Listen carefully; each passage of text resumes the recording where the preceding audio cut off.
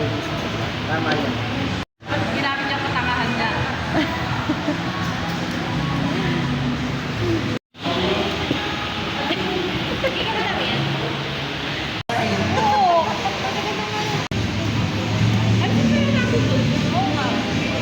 Usok na nga eh.